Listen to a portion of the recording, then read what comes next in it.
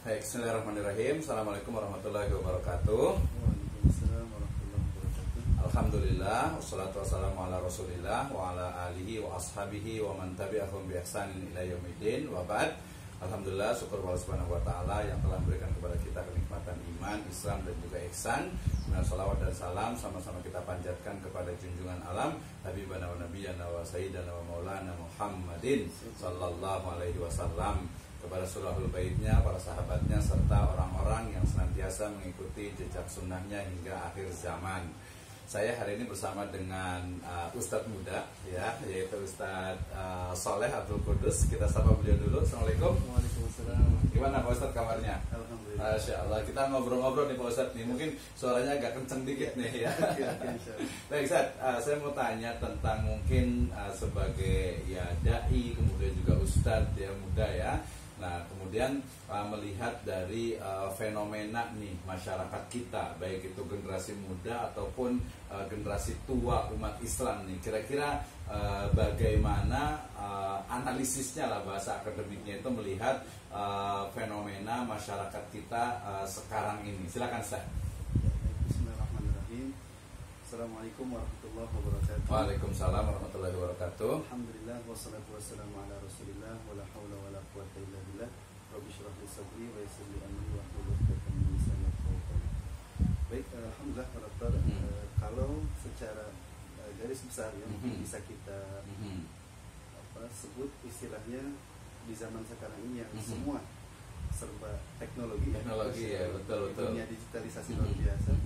Itu hampir kita lihat baik itu kalangan muda maupun yang sudah tua sekalipun. Iya, betul. Itu mereka keseringan berada di depan handphone.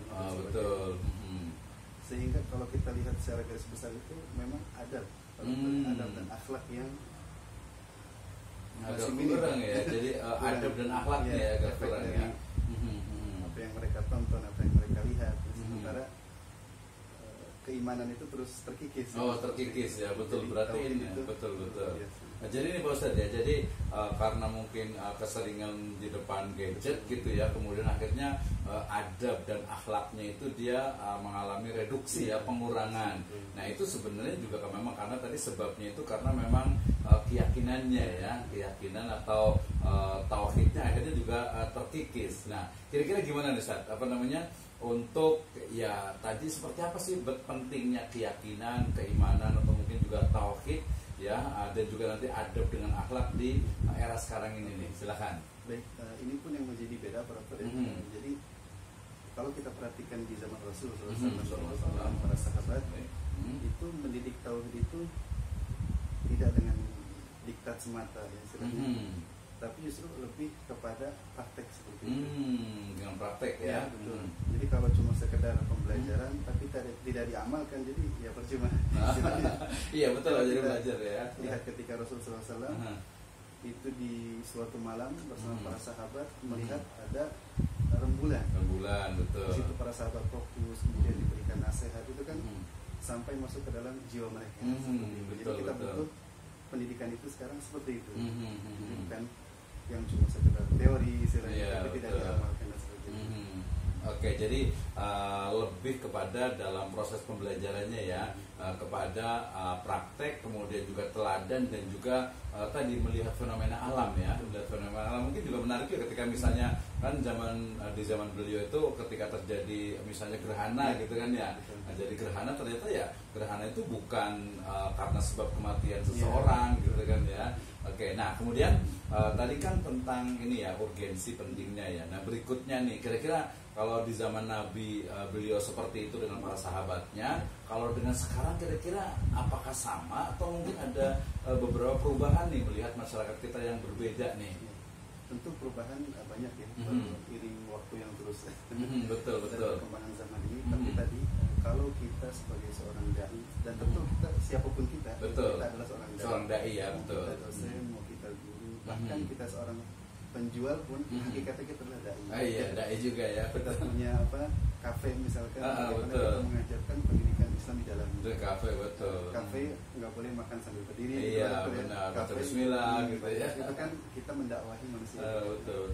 Jadi tentu banyak sekali perbedaan pada zaman dahulu dengan sekarang. Cuma kita harus tetap berpegang kepada kepada prinsip pengajaran Rasul tadi. Betul. Ya. Ada kitab luar biasa ya. Kalau tidak salah itu Rasulul Mu'allim, Wasalibu Fit Ta'lim. Itu bagaimana ada sekitar 40 lebih metode Rasulullah SAW saat pembelajaran. Dan itu masih relevansi sampai sekarang. Sekarang itu ya, betul. Artinya model pembelajaran yang dicontohkan oleh Nabi Muhammad SAW, dan itu pasti sangat relevan. Mungkin boleh sebutkan satu kali ya yang mungkin bisa diterapkan sekarang nih, terutama anak-anak sekarang nih. Tentu paling penting adalah metode kedua. Kedua ya, atau uswah ya. Bagaimana seorang guru ketika mengajarkan kepada santrinya, ya jadi dia yang pertama gitu.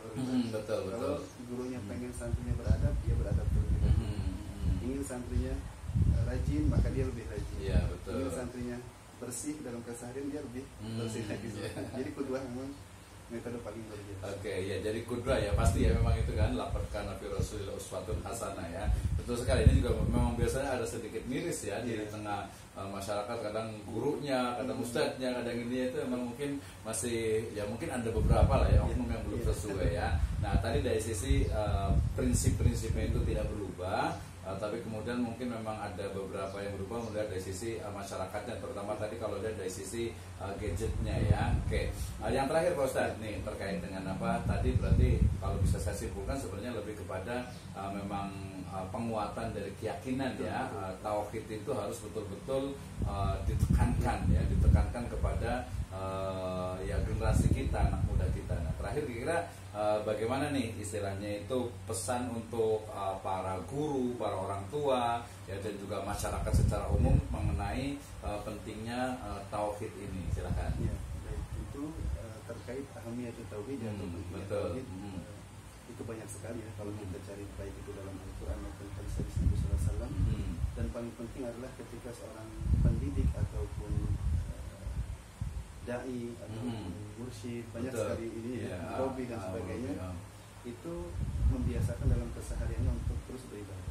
Betul. Kenapa? Karena hakikat tujuan hidup kita di dunia ini kan untuk ibadah. Betul. Dalam surat Al-Zariyat ayat 56 Allah berfirman, wa ma khalaqtul jinna wal insa illa liya'budun. Tidaklah kuciptakan jin dan manusia kecuali untuk beribadah. Jadi memang hakikat kita di dunia ini yang mau cari apa sih istilahnya? Iya sih, benar. Kecuali untuk ibadah. Betul. Terus fokus kepada ibadah dan tentu muamalah dengan masyarakat. Karena ibadah ini kan vertikal dan juga horizontal. Iya, betul. Oke.